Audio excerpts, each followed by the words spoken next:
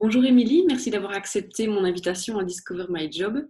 Tu es donc travel designer. Peux-tu nous expliquer la formation que tu as suivie? Bonjour Julie, ben oui avec plaisir.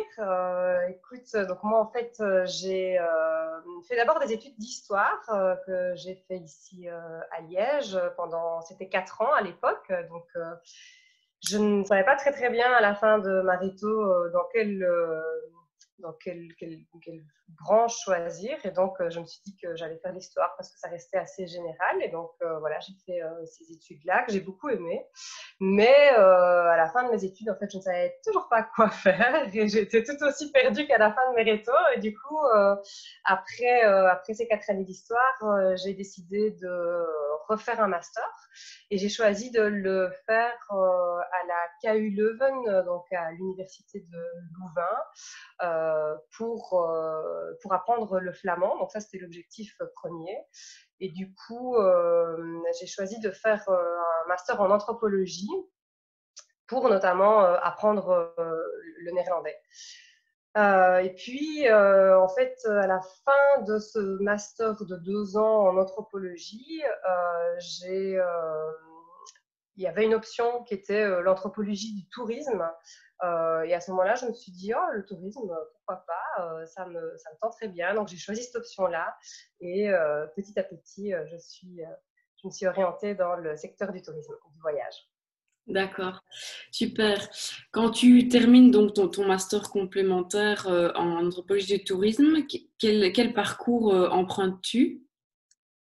Eh bien, à ce moment-là, je commence à me dire que je pourrais travailler effectivement dans une agence de voyage. Et donc, je commence à postuler dans différentes maisons de voyage que j'identifie sur Bruxelles. Ben voilà, c'est un secteur qui est assez difficile, donc j'ai pas été reprise au début. Et puis, en fait, j'avais une amie qui travaillait dans une agence d'incentive. Donc, en fait, c'est des voyages qui sont organisés pour des entreprises, pour des professionnels. Donc, c'est souvent des voyages qui sont des voyages de récompense pour des métiers de commerciaux, par exemple, ou pour les assurances, etc. Pas mal d'entreprises donnent des récompenses à leurs employés et leurs commerciaux. Et donc, cette agence qui s'appelait Incentive Destinations avait besoin de quelqu'un pour accompagner des déplacements à l'étranger avec des clients. Et donc, j'ai postulé dans cette entreprise-là pour dépanner au début, et puis ça s'est bien passé. Et donc, j'ai commencé à travailler dans cette agence. Que j'adorais vraiment le job, c'était très épanouissant. Et donc, je me suis dit que le secteur du tourisme, c'était effectivement bien pour moi. Et puis ensuite, voilà, j'ai postulé dans d'autres agences. D'accord. Tu as un statut de salarié ou tu es indépendante? Non, j'ai un statut de salarié. Depuis le début, je suis employée. Après, je sais que certains de mes collègues le font en tant qu'indépendants. Donc, les deux sont possibles dans le secteur.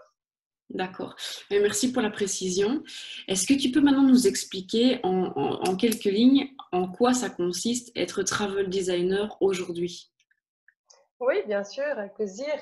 Donc en fait, là maintenant, en fait, je travaille donc dans une entreprise qui s'appelle, dans une agence, une maison de voyage qui s'appelle Continent Insolite. Et l'idée de cette agence de voyage est vraiment de concevoir de A à Z des voyages pour des particuliers. Et donc, en gros, l'idée est vraiment de rencontrer les clients, les voyageurs, et de comprendre leurs attentes, de comprendre ce dont ils ont envie pour leur voyage, et puis ensuite de le mettre en forme et de l'organiser vraiment, de mettre tous les éléments en place pour réaliser ce voyage concrètement. Et donc, dans la première phase, en fait, ça passe par la réalisation d'un devis où on imagine l'itinéraire, on sélectionne des hébergements qu'on pense convenir aux voyageurs, on sélectionne aussi des activités, des expériences, on crée vraiment l'itinéraire, le nombre de jours par étape, etc. Et puis une fois que ce devis est accepté par les voyageurs, il faut vraiment le mettre en place, et donc vraiment réserver les différents éléments du voyage. Ok.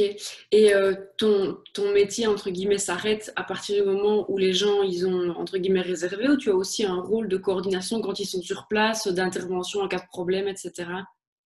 Alors, les deux en fait, effectivement, ce rôle, en fait, il est vraiment un accompagnement. Enfin, mon boulot, c'est vraiment un accompagnement des voyageurs du début de la première rencontre jusqu'à leur retour. Donc, une fois que toutes les réservations sont faites et que les clients partent, déjà avant le départ, il y a une rencontre. On les rencontre à nouveau pour remettre toutes les informations pratiques pour le voyage, remettre tous les documents dont ils ont besoin, leur expliquer vraiment des éléments importants sur le pays. Et évidemment, on reste en contact une fois qu'ils sont sur place régulièrement avec nos voyageurs. Maintenant, ça se fait aussi via un intermédiaire parce qu'on travaille toujours avec des partenaires qui sont dans les pays en question. Et donc, il y a toujours un partenaire qui est sur place et qui, lui aussi, au moment où les voyageurs arrivent dans le pays, prend contact avec nos clients et du coup reste en contact avec eux. Mais moi, je sais exactement où sont mes clients quand, et j'ai en général des retours à la fois des clients en direct et aussi de mes partenaires sur place qui m'expliquent comment ça s'est passé, etc. Donc oui, il y a vraiment un suivi et puis évidemment au retour, le contact avec le client pour savoir comment ça s'est passé, etc. Éventuellement évoquer de nouveaux voyages futurs, etc. Mm. D'accord, super. Donc, très, très varié, j'imagine, comme boulot. Est-ce que tu as une journée type ou à tout le moins des tâches qui sont récurrentes de manière journalière ou de manière hebdomadaire? Oui, bien sûr, bien sûr. Disons que, en fait, nos journées, elles sont vraiment rythmées par les rendez-vous qu'on a, c'est-à-dire vraiment les rencontres avec les personnes. Donc, typiquement, donc on a des horaires de commerce. Hein. C'est vraiment une agence physique qui est ouverte dans laquelle les voyageurs peuvent venir. Et donc, on est présent sur place, on reçoit les voyageurs. Et puis, une fois que ces rendez-vous qui durent en général 1 heure et demie sont passés, il y a vraiment la création dans un système qui nous est propre. Donc, on a un système de création de vie. Eh bien, il y a cette partie vraiment de création de voyage où je veux vraiment inventer en fonction de la discussion que j'ai eue avant le devis et le voyage des clients. Donc, en fait, les journées types, elles se résument un peu à ça, de la création de voyage ou de la rencontre avec les voyageurs pour discuter avec eux, peaufiner, parce qu'une fois qu'on a envoyé un premier devis, on peut aussi évidemment, tout ça est vraiment fait sur mesure, donc il y a beaucoup d'échanges entre eux et nous pour adapter évidemment l'itinéraire, etc. Donc voilà, il y a ces deux parties-là. Et puis alors, il y a aussi un troisième volet qui est vraiment la partie création, ce qu'on appelle la production, c'est-à-dire vraiment la création d'itinéraires ou la création d'activités ou qui n'est pas liée vraiment à une demande spécifique d'un voyageur. Donc, parfois, on se dit, on voit quelque chose, je sais pas, en ligne, où on entend parler d'une nouvelle activité qui se fait à Tokyo, par exemple. Eh bien, je vais me dire, ah, ça peut être intéressant, et je vais créer une nouvelle expérience, une nouvelle rencontre. Voilà, je vais créer une nouvelle expérience de voyage que je pourrais ensuite mettre sur le site internet et proposer à nos voyageurs par la suite. Mais il y a un travail en amont qui est d'assembler, en fait, je sais pas moi, un bon guide, une expérience, etc. Et donc, il y a ce travail de production qu'on fait quand on n'a pas voilà, de rendez-vous ou qu'on n'a pas de devis à faire. D'accord. Ok, merci. Est-ce qu'il y a des parties, enfin, et j'espère que oui pour toi, des parties de ton job que tu affectionnes particulièrement? Ah oui, oui, oui, il y en a beaucoup, il y en a énormément. Bah déjà, moi, la partie rencontre avec les voyageurs, c'est une partie que j'aime vraiment bien parce que c'est de la discussion, parce qu'on on s'ouvre un peu au monde des personnes qu'on rencontre. On sait pourquoi ils veulent voyager, quel contexte, ce que leurs enfants aiment, on connaît leurs passions, on apprend beaucoup de choses sur eux. Et je trouve que c'est des échanges qui sont très riches. Et puis, sans doute, la plus belle partie de mon métier, c'est sûrement quand on doit partir sur place et voyager nous-mêmes. Vu qu'on fait des voyages qui sont totalement sur mesure, l'idée est de vraiment très très bien connaître les destinations qu'on propose.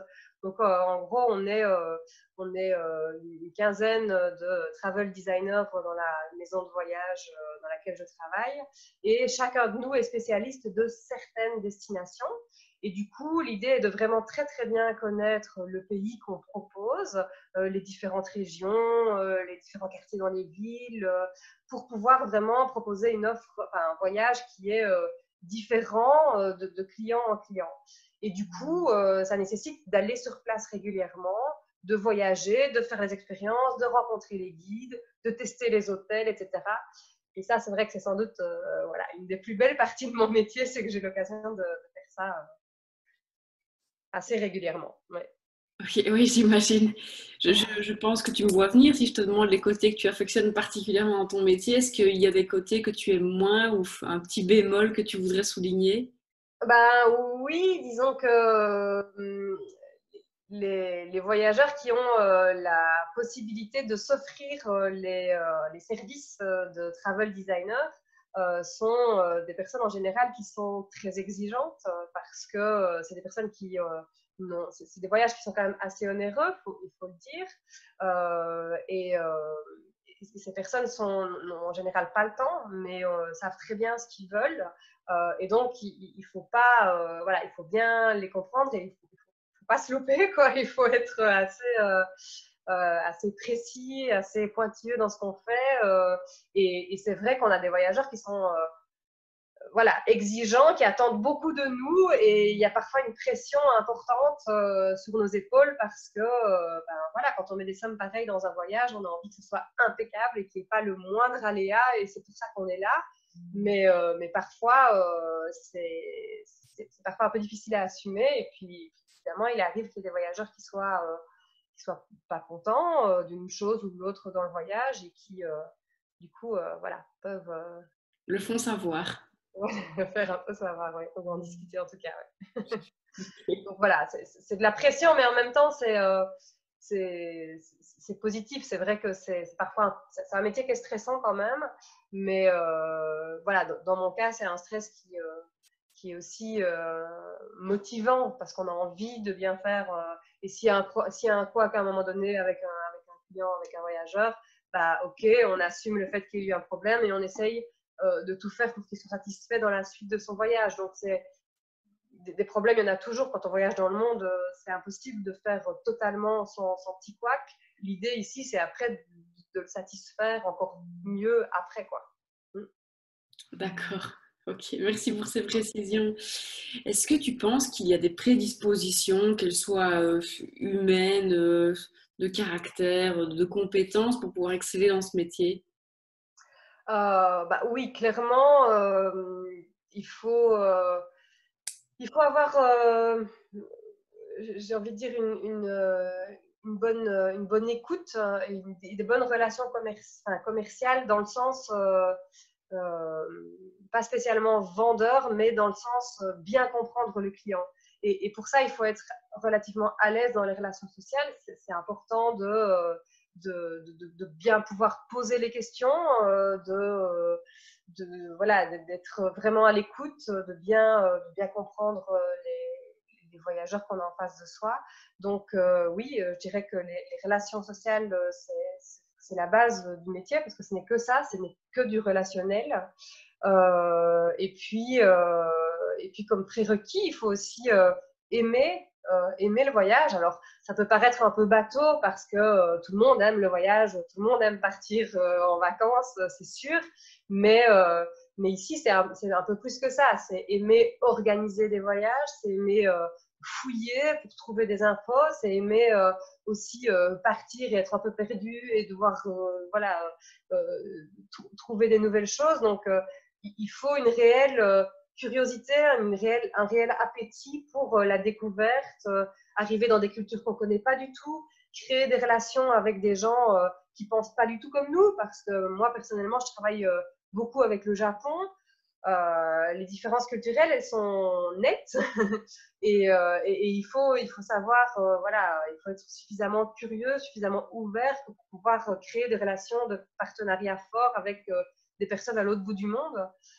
Donc oui, je dirais vraiment voilà, la curiosité, l'envie de voyager, voilà, l'empathie avec les voyageurs. D'accord, super. Merci beaucoup. Dernière petite question. Est-ce que tu as une phrase, un mantra que tu essayes d'appliquer au maximum dans ta vie professionnelle et que tu voudrais nous partager? Bah, alors, un mantra ou une petite phrase, je ne sais pas, mais il y a vraiment quelque chose que j'essaye de me dire souvent dans mes relations avec mes voyageurs, c'est d'essayer d'être vraiment euh, allez, bienveillante envers eux. Comme je disais tout à l'heure, quand il y a des petits couacs, des difficultés, euh, j'essaie toujours de me mettre dans la peau de la personne qui entend cette petite contrariété et qui essaie de comprendre comment il va réagir et d'essayer vraiment de me mettre de son côté et pas de me positionner comme voilà, je dois vendre quelque chose ou je dois faire accepter quelque chose. J'essaie vraiment de me mettre dans sa position à lui et de me dire quelle solution trouver pour que lui, ça lui plaise. Quoi. Donc, essayer de sortir un peu de moi pour essayer de comprendre vraiment l'autre. Et ça, c'est quelque chose que je me répète souvent parce que c'est pas spécialement facile à faire, mais voilà, c'est un exercice qui est important dans ce métier-là. C'est gentil, Émilie. Merci beaucoup pour ton temps d'avoir répondu à nos questions. Je te souhaite bonne continuation. À bientôt. Merci, avec grand plaisir. Salut Julie.